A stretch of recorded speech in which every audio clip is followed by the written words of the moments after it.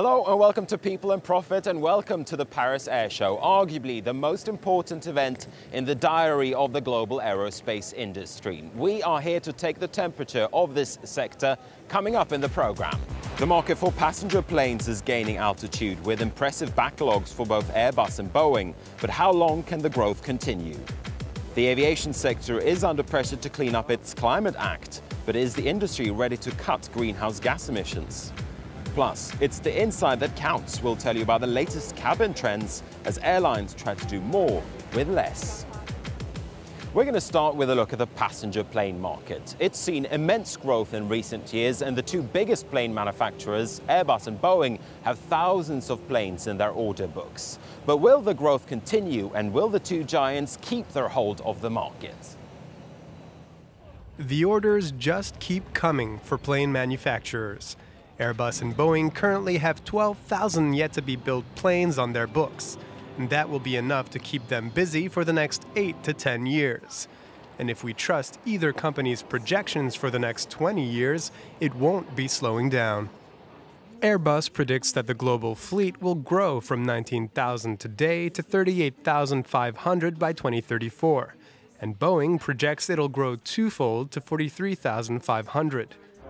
Impressive numbers that make more sense when one looks back. Air travel has seen robust growth since the early 1970s and has wavered potential crises remarkably, even growing by 85% since 9/11. Demand for air travel in the next 2 decades will be driven by emerging markets. Their growing middle class is the target demographic for air travel. 74% of the population of emerging countries are expected to take one trip a year in 2034. The single largest market 20 years from now will be domestic China, flying not around the region, but flying from one city to another city within China. That'll be larger than domestic United States. This is attracting new actors to the market, including Chinese manufacturer Comac and Canadian Bombardier. The Montreal-based company made a splash this year at the Paris Air Show with the C-Series, a new family of medium-range airliners scheduled to be in full service by early 2016.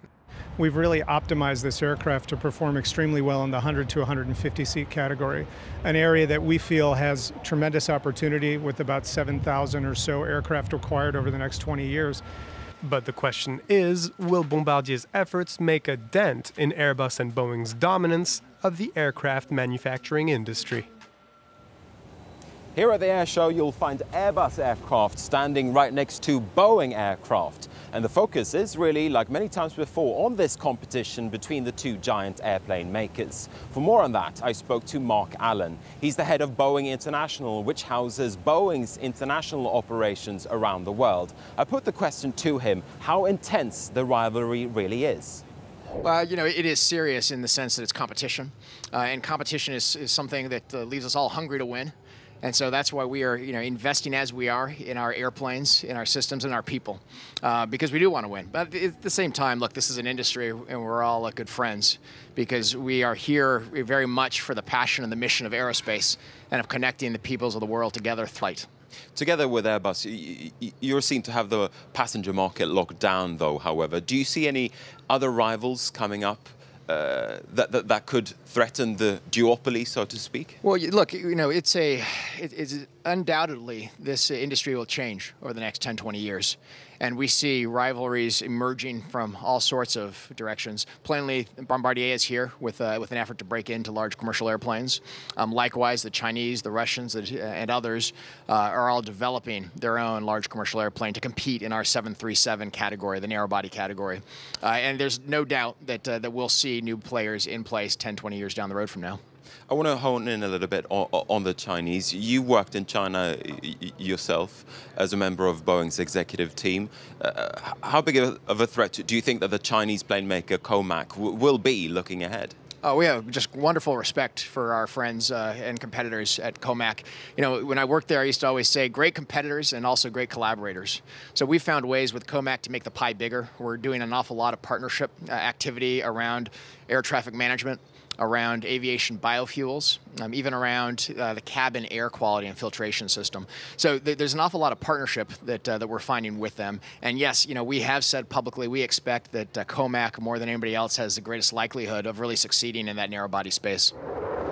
Later this year, world leaders will be gathering here in Paris to strike a deal to cap climate change. And ahead of that summit, greenhouse gas emissions are on the agenda here at the air show. The question is if the industry is ready to take action.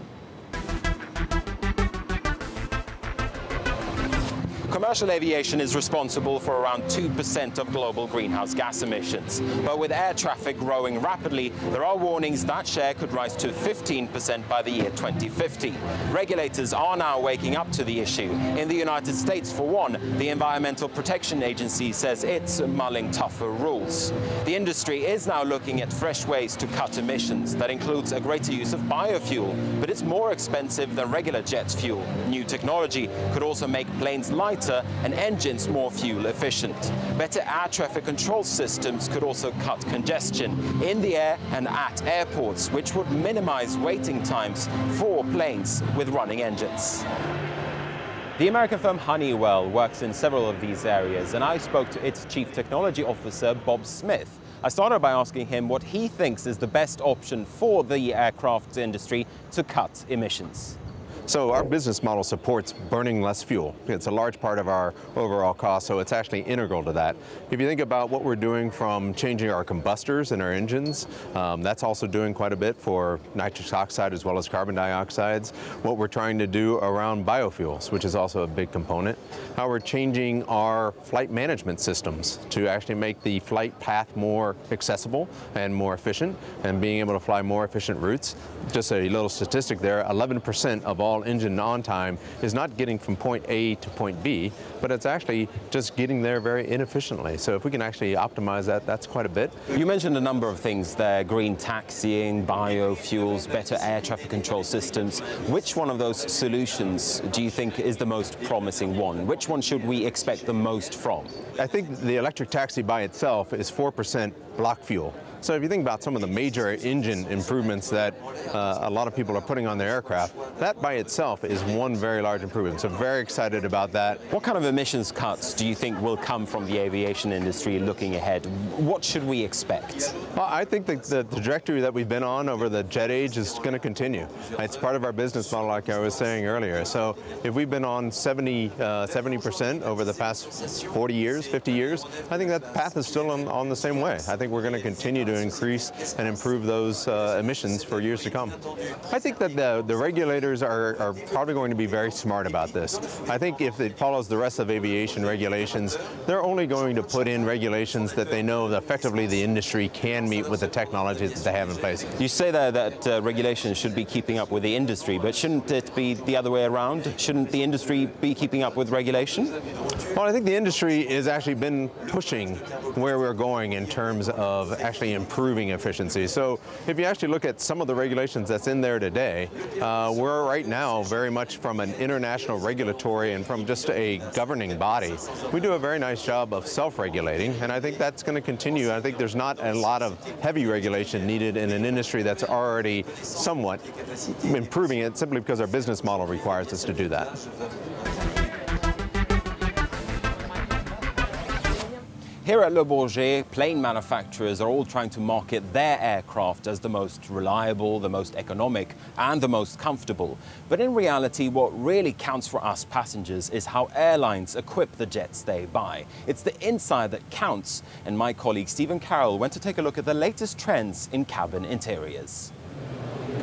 This is the way to travel. It might look like a first-class seat, but it's actually been built to fit in to the space normally given over to business class. And it's been designed like that because airlines are finding it that much more difficult to sell a first-class seat. But it does still have the widest bed available in its class and all of the usual trappings that you'd expect from first class.